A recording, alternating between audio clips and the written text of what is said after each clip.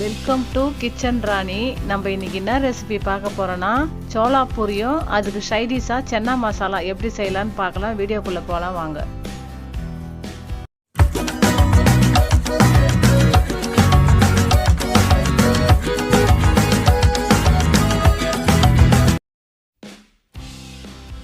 இப்போ மாவு பிசைஞ்சிக்கலாம். பாருங்கள், ஒரு பெரிய பவுல் ஃபுல்லாக நான் மைதா எடுத்திருக்கேன். ஒரு 1.5 கப்பு எடுத்துருக்கேங்க மைதா. இது வந்து ஒரு 400 கிராம் மைதாங்க. இது பாருங்கள், தேவையான அளவுக்கு சால்ட்டு போட்டுக்கலாம். சால்ட்டு போட்டுட்டு கொஞ்சமாக ரவை, ஒரு 2 ஸ்பூன் அளவு ரவை போட்டால் போதுங்க. ரவை போட்டுக்கிறேன். 1 ஸ்பூன் அளவு வந்து சுகர் போட்டால் மட்டும்தான் நல்லா அந்த சோளா பூரி நல்லா கலர் வரும். அதெல்லாம் கொஞ்சமாக சுகர் போட்டுக்கிறேன். பாருங்கள், ஒரு 2-3 ஸ்பூன் அளவுக்கு தயிர் போட்டுக்கிறேன். சோளா பூரிக்கு கண்டிப்பாக தயிர் போடணும். கொஞ்சமாக ஆயில் போட்டுக்கிறேன். ஒரு 3 ஸ்பூன் இருக்குங்க இந்த ஆயில். 3 ஸ்பூன் அளவு ஆயில் போட்டுக்கலாம். ஆயில் போட்டுட்டு எல்லாம் நல்லா மிக்ஸ் பண்ணி விட்டுருங்க. மிக்ஸ் பண்ணி விட்டுட்டு அதுக்கப்புறம் தண்ணி கொஞ்சம் கொஞ்சமாக ஊற்றி மாவு பிசையணும். ரொம்ப தண்ணி ஊற்றிடக்கூடாது. இது வந்து நம்ம சப்பாத்தி மாவு மாதிரி கல் வச்சு திரட்டணும். அதனால தண்ணி வந்து திட்டமாக பார்த்து தான் ஊற்றணும். ஏன்னா தயிர் ஊற்றிருக்கோம் ஏற்கனவே, தண்ணி ஆகிடும். அதனால் கொஞ்சம் கொஞ்சமாக தண்ணி ஊற்றி மிக்ஸ் பண்ணிக்கோங்க. பாருங்கள், நான் எந்த அளவுக்கு மிக்ஸ் பண்ணுறேன்னு சொல்லிவிட்டு. இந்த சோளா பூரி ரொம்ப டேஸ்ட்டாக இருக்குங்க. நம்ம ஹோட்டலில் வாங்குகிற டேஸ்ட் அப்படியே கிடைக்கும். நான் சொல்கிற மெத்தடில் செஞ்சிங்கன்னா நீங்கள் பாருங்கள், நல்லா மாவு பிசைஞ்சிட்டேன். பாருங்கள், தட்டு போட்டு ஒரு 1/2 மணி நேரம் ஊற வைக்கணுங்க மாவை. ரவெல்லாம் நல்லா ஊறி வரணும். நான் அதுக்கு ஒரு குக்கர் வச்சுக்கிறேன். இது வந்து ஒரு நைட் ஃபுல்லாக ஊற வச்ச கடலைங்க. அந்த கடலை 1 கப்புனா 2 கப் தண்ணி ஊற்றிடுங்க வேகிறதுக்கு. பாருங்கள், 2 கப் தண்ணி ஊற்றிக்கிறேன். நல்லா ஒரு 4 விசில் வச்சுக்கணுங்க. நல்லா ஊறினதுனால நல்லா வெந்துடும். 4 விசில் வச்சா போதும், நல்லா சாஃப்டாகிடும். பாருங்கள், நான் கொஞ்சமாக கல் உப்பு போட்டுக்கிறேன். கல் உப்பு எடுக்கிறதுக்கே கொஞ்சம் நேரத்தை கடத்திட்டேன். நான் கொஞ்சமாக கல் உப்பு போட்டுக்கிறேன். கல் உப்பு போட்டுட்டு ஒரு 4 விசில் வச்சுக்கிறேங்க. பாருங்கள், நான் 4 விசில் வச்சு கடலையை நல்லா சாஃப்டாக வேக வச்சுக்கிறேன். இந்த குக்கர் சரியில்லாதனால மாற்றிட்டேன் மறுபடியும் வேறு குக்கரு. பாருங்கள், 4 விசில் வந்துடுச்சு. நம்ம ஹோட்டலில் வாங்கின டேஸ்ட் அப்படியே கிடைக்கும் இந்த சென்னா மசாலாவில். நீங்கள் அது மாதிரியே செஞ்சு பாருங்கள், செம்ம சூப்பராக இருக்கும். நான் ஒரு கடாய் ஹீட் பண்ணிக்கிறேன்.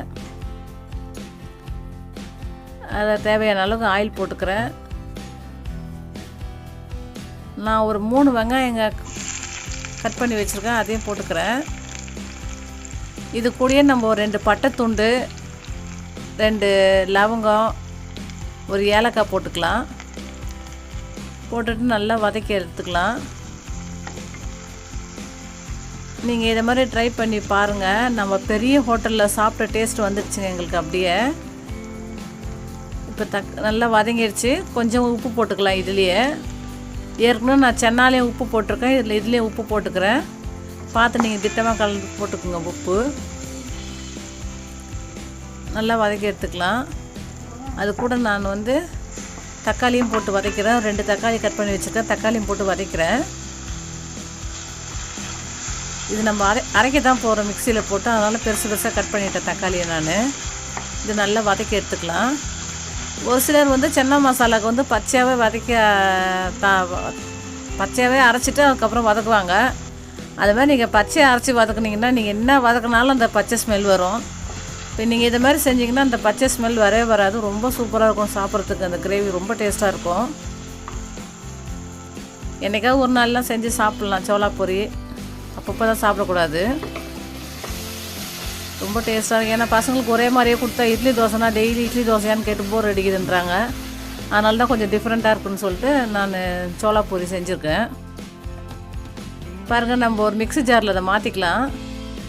கொஞ்சம் நல்லா ஆற வச்சுட்டு மாற்றிக்கோங்க. ரொம்ப நைஸாக அரைக்கணும்னு கூட இது அவசியம் இல்லைங்க. ஓரளவுக்கு நம்ம கார சட்னி எப்படி அரைக்கிறோம் அந்த மாதிரி அந்த அளவுக்கு அரைச்சிக்கினா போதும். கொஞ்சம் குறைன்னு தான் இருக்கணும், அப்போ தான் நல்லாயிருக்கும் சென்னா மசாலாவுக்கு பார்க்குறதுக்கு. பாருங்கள், இந்த அளவுக்கு அரைச்சா போதும். நைஸ் அரைக்கணும்னு அவசியம் இல்லை. நான் வந்து ஒரு கடாய் ஹீட் பண்ணி அதில் தேவையான அளவுக்கு எண்ணெய் ஊற்றிக்கிறேன். எண்ணெய் ஊற்றிட்டு இதுலேயே இஞ்சி பூண்டு பேஸ்ட்டு போட்டுக்கிறேங்க. பாருங்கள், இஞ்சி பூண்டு பேஸ்ட்டு போட்டுக்கலாம். நீங்கள் வந்து சன்னா மசாலா பவுடர் வந்து கடையில் விற்கிது, அதெல்லாம் போடணுன்னு அவசியமே இல்லை. இந்த மெத்தட்லேயே ட்ரை பண்ணி பாருங்கள். ட்ரை பண்ணி பார்த்துட்டு கண்டிப்பாக எனக்கு கமெண்ட் பண்ணுங்கள் இந்த சன்னா மசாலா எப்படி வந்திருக்குன்னு சொல்லிவிட்டு. பாருங்கள், இஞ்சி பூண்டு பேஸ்ட்டு போட்டு நல்லா வதக்கி எடுத்துக்கலாம். நான் 1 ஸ்பூன் அளவுக்கு போட்டிருக்கேன். ரெட் சில்லி பவுட்ருங்க, இது வீட்டில் அரைச்ச பவுடர் தான். பெரிய ஸ்பூனில் 1 ஸ்பூன் போட்டுக்கிறேன். ஒரு 1/4 ஸ்பூன் வந்து கரம் மசாலா போட்டுக்கிறேன். கொஞ்சமாக வந்து மஞ்சள்தூள் போட்டுக்கலாம். இந்த கரம் மசாலா மிளகாத்தூள் எல்லாமே வந்து நம்ம எண்ணெயில் போட்டு வதக்கிறதுனால நல்ல ஒரு கலர் வந்துடுச்சு சன்னா மசாலா. அதே மாதிரியே செய்யுங்க நீங்களும். எண்ணெயிலே போட்டு நல்லா வதக்கிடுங்க. போட்டு இப்படி எண்ணெயில் போட்டு வதக்குனீங்கன்னா அந்த பச்சை ஸ்மெல் உடனே போய்டும். உங்களுக்கு டக்குன்னு உடனே ரெடி ஆகிடும் கிரேவி. பாருங்கள் எந்த அளவுக்கு கலர் வந்திருக்குன்னு சொல்லிட்டு. சூப்பராக இருக்குது கலரு. சாப்பிட்றதுக்கு ரொம்ப டேஸ்ட்டாக இருந்துச்சு. இப்போ நம்ம அரைச்சி வச்ச வெங்காயம் தக்காளி அது கூட சேர்த்துக்கலாங்க. பாருங்கள், அது கூட சேர்த்து நல்லா மிக்ஸ் பண்ணிக்கலாம். இது கருவேப்பிலெல்லாம் தேவையில்லை, மெயின் கொத்தமல்லி இருந்தால் போதும்.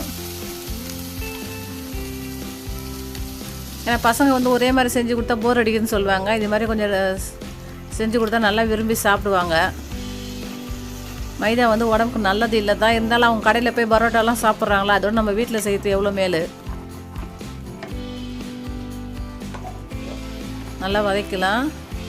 இந்த பச்சை ஸ்மெல் போட்டோம். நான் பாருங்கள் 4 விசில் வச்சு வேக வச்சேன்ல, அந்த கடலையும் இதிலே போட்டுக்கிறேன். கடலையும் இதிலே போட்டு நல்லா மிக்ஸ் பண்ணிக்கலாம். ரொம்ப தண்ணி ஊற்ற வேணாங்க. நல்லா கொஞ்சம் கட்டியான கிரேவி மாதிரி இருந்தால் தான் தொட்டு சாப்பிட்றதுக்கு ரொம்ப டேஸ்ட்டாக இருக்கும். குருமா மாதிரி ஆக்கிடாதீங்க, தண்ணி நிறைய ஊற்ற வேணாம்.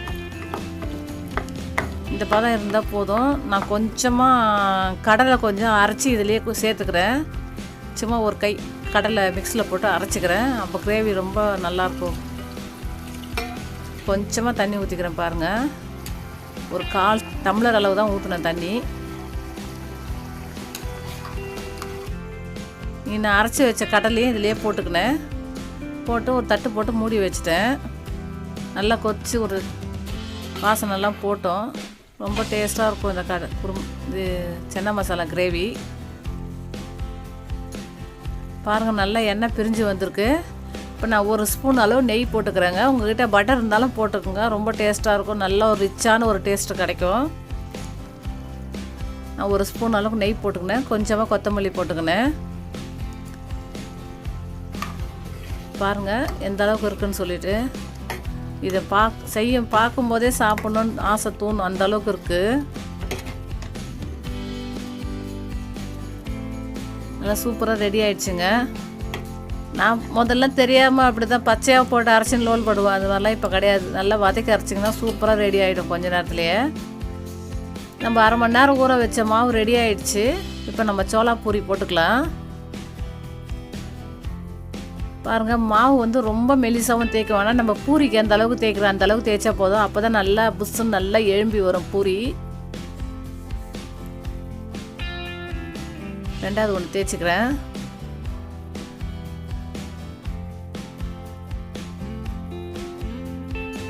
சூப்பராக இருக்கும் இந்த சோளா பூரிக்கும் சன்னா மசாலாக்கும்.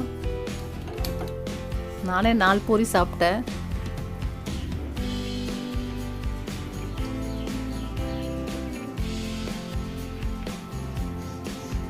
பாருங்கள், ரொம்ப டேஸ்ட்டாக இருக்கும். நீங்களே இதே மாதிரியே ட்ரை பண்ணி பாருங்கள் வீட்டில். ட்ரை பண்ணி பார்த்துட்டு எனக்கு லைக் பண்ணுங்கள், ஷேர் பண்ணுங்கள், கமெண்ட் பண்ணுங்கள். என் சேனலுக்கு சப்ஸ்கிரைப் பண்ணுங்கள். கண்டிப்பாக இந்த சன்னா மசாலாவுக்கு நீங்கள் வந்து எனக்கு வந்து கமெண்ட் பண்ணி தான் ஆகணும் எப்படி இருக்குன்னு சொல்லிவிட்டு. உங்களுக்கு அப்பப்போ வீடியோ போடும்போதெல்லாம் கமெண்ட் பண்ணுங்கன்ற ஒருத்தர் கூட பண்ண மாட்டேங்க. நீங்கள் திட்டுறதுனா கூட பரவாயில்லைங்க, திட்டுங்க, நான் கோச்சிக்க மாட்டேன். ஆனால் கமெண்ட் பண்ணணும் கண்டிப்பாக.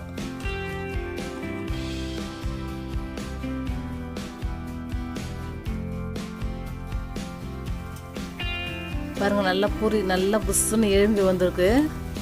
இது நான் அந்த பூரி மாதிரிலாம் அது கொஞ்சம் ஸ்வீட்டாக இருக்கும்ல, கோதுமை பூரி அது மாதிரிலாம் இருக்காது. இது ரொம்ப டேஸ்ட்டாக இருக்கும். எத்தனை பூரி வேணாலும் சாப்பிட்லாம். நீங்கள் கண்டிப்பாக ட்ரை பண்ணி பாருங்கள்.